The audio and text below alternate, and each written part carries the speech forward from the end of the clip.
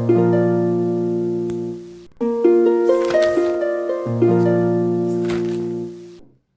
मेरा नाम प्रगुप्ती है और मैं पैशनेट हूँ साइकोलॉजी को लेकर। आज हम लोग अपना डिस्कशन आगे बढ़ाएंगे।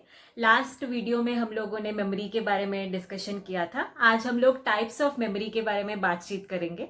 जब हम टाइप्स ऑफ मेमोरी की बात करते हैं तो इसका मतलब कि मैं किस तरीके से कहाँ पे इंफॉर्मेशन स्टोर करता हूँ, कितने टाइम के लिए स्टोर करता हूँ, उसमें काफ़ी फ़र्क होता है। तो 3 बेसिक टाइप्स ऑफ मेमोरी है जिसके अकॉर्डिंग में मैं काम करता हूँ।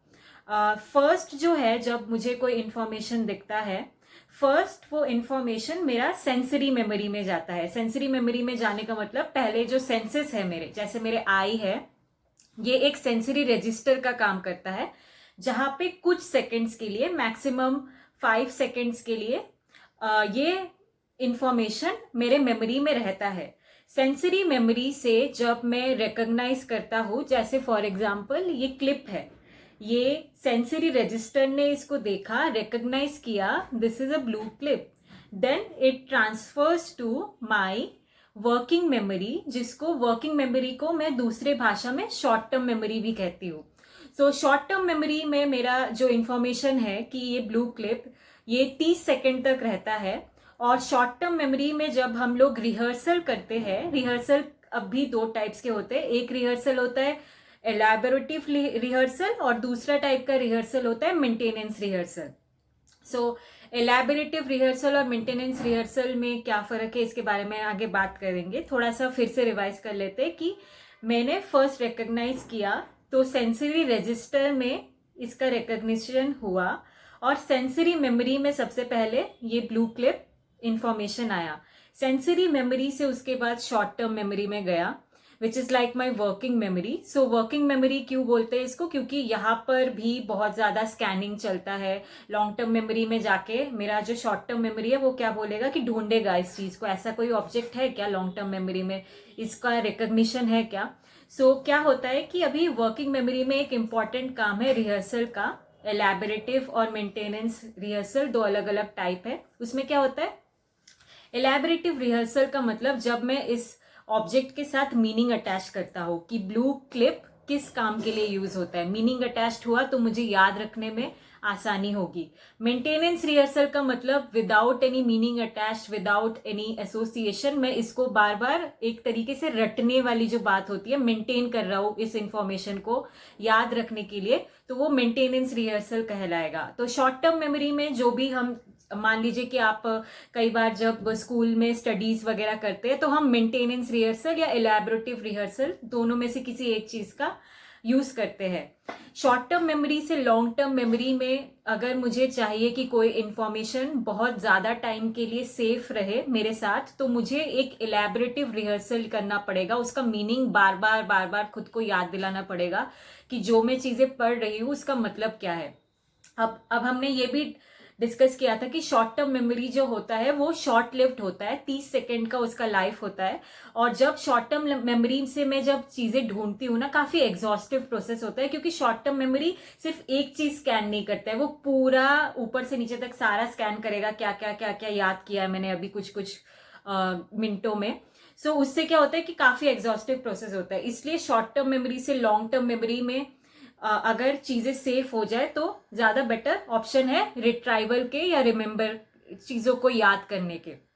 लॉन्ग टर्म मेमोरी जो होता है मेरा, उसका कोई लिमिट नहीं होता है। कोई लिमिट का नहीं होने का मतलब कि लॉन्ग टर्म मेमोरी में आप जितने मर्जी चाहे उतने इंफॉर्मेशन डाल सकते हो और टाइम लिमिट भी नहीं है। तो लॉन्ग टर्म मेमोरी मेरा कुछ वीक से लेकर कुछ साल या अनलिमिटेड लाइफ टाइम तक चलता है। अगर अभी ये हम बोल रहे हैं कि लॉन्ग टर्म मेमोरी, जो चीज आपको एक बार याद हो गई तो वो चीज हमेशा लॉन्ग टर्म मेमोरी में रहती है, तो फिर हम भूलते क्यों है चीजें, लाइफ के इवेंट्स क्यों भूल रहे हैं, या कुछ इंसिडेंट्स क्यों भूल जाते हैं, ग्रामर क्यों भूल जाते हैं, मैथ्स क्यों भूल जाते हैं। तो इसका एक साइकोलॉजी में इसका रीजन हमको मिल जाता है। जो भी चीज हम एक बार याद कर लेते हैं वो हम कभी भूलते नहीं है। हो सकता है कि उसका ऑर्गेनाइजेशन या कैटेगरी जहां पे हमने उस इंफॉर्मेशन को सेव करके रखा होगा वो हम सही जगह पे ढूंढ नहीं रहे। जैसे मान लीजिए कि लॉन्ग टर्म मेमोरी एक लाइब्रेरी के जैसा है, और वहाँ पे डिफरेंट डिफरेंट सेक्शंस में आपने डिफरेंट किताबें रखी हुई है।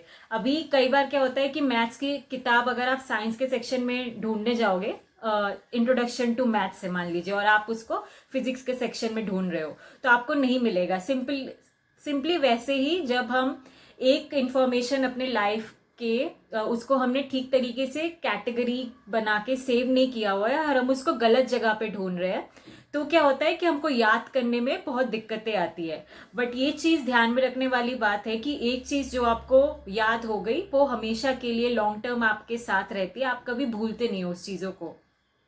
रिट्राइवल क्यूज में आपको दिक्कत हो सकती है, तो इसलिए कई बार ऐसे बोलते हैं कि अगर आपको कोई चीज याद नहीं आ रही है तो आप अपनी जिंदगी में आगे बढ़ते जाइए, जैसे जैसे आपको रिट्राइवल क्यूज आते जाएंगे आपको अपनी मेमोरीज याद आती जाएंगी। आज के लिए बस इतना ही। हम आगे फॉरगेटिंग के बारे में बात करेंगे, लॉन्ग टर्म मेमोरीज के डिफरेंट टाइप्स होते हैं उसके बारे में भी हम बात करेंगे। छोटा छोटा ही वीडियोस बनाने का कोशिश कर रही हूँ ताकि छोटे छोटे चंक्स में समझ में आए। चंक्स के बारे में भी बात करेंगे। चंक्स क्या होते हैं कि शॉर्ट टर्म मेमोरी का क्योंकि कैपेसिटी बहुत लिमिटेड होता है और सिर्फ 30 सेकंड के लिए रहता है, सो शॉर्ट टर्म मेमोरी में आप 5 ± 2 आइटम्स ही रिकॉर्ड कर सकते हो। इसका क्या मतलब है कि जैसे ये क्लिप है ना, ब्लू क्लिप है, ऐसे अगर मैं 5 क्लिप ले आओ और ±2 हो सकता है, मतलब कि 7 क्लिप भी हो सकता है डिफरेंट डिफरेंट कलर्स के, या -2 करके भी क्लिप हो सकता है, ठीक है। उससे ज्यादा अगर मैं इंफॉर्मेशन याद करने के लिए जाऊं ना तो मुझे चंक्स बनाने पड़ेंगे। चंक्स बनाने का मतलब ये 2 ग्रीन पेन का एक चंक हो गया, फिर ब्लैक पेन का एक अलग चंक हो गया। सो इससे क्या होता है कि शॉर्ट टर्म मेमोरी की जो कैपेसिटी है ना वो हम बढ़ा सकते हैं। इसके बारे में आगे बात करेंगे, चंकिंग मेथड को हम कैसे यूज कर सकते हैं मेमोरी इंप्रूव करने के लिए। सो ये चीजें सीखना इसलिए इम्पॉर्टेंट है क्योंकि डिफरेंट लेवल्स में जब हम मेमोरी को समझते हैं तो कई बार हमारे स्टडीज के टाइम या हमारे लाइफ के टाइम हम इसको यूज कर सकते हैं एक सही तरीके से कैटेगरीज बना के अपने इंफॉर्मेशन को सेव करने की, ताकि जब हमको जरूरत हो हम वो इंफॉर्मेशन यूज कर पाए। मेंटल हेल्थ के टर्म्स में अगर मान लीजिए कोई इंसिडेंट होता है और कोई आपको गैसलाइट करने की कोशिश करता है, तो ये मेमोरी के जो एविडेंसेस है, अगर आप खुद से श्योर रहोगे कि नहीं ये इंसिडेंट तो ऐसे ही हुआ था, मुझे याद है अच्छे तरीके से, और आपके पास सही तरीके की कैटेगरीज ऑलरेडी बनी हुई हो कि इंसिडेंट से पहले क्या हुआ था, इंसिडेंट क्या हुआ था, उसके बाद क्या हुआ था, आपने अच्छे तरीके से रिकॉर्ड किया हुआ है ताकि नेक्स्ट टाइम कोई आपको गैसलाइट न कर पाए, तो उसके क्षेत्र में भी आपका ये जो ऑर्गेनाइजेशन है, शॉर्ट टर्म मेमोरी है या वर्किंग मेमोरी कैसे काम करता है, ये बहुत इंपॉर्टेंट रोल प्ले करता है। इसलिए ये डिस्कशन जरूरी है। आगे हम बात करेंगे और फॉरगेटिंग के बारे में और कैसे हम मेमोरी इंप्रूव कर सकते हैं। अगर कोई क्वेश्चन होगा definitely go ahead in the comment section and please ask. Thank you for joining me today. Hope to see you again in next week. Thank you.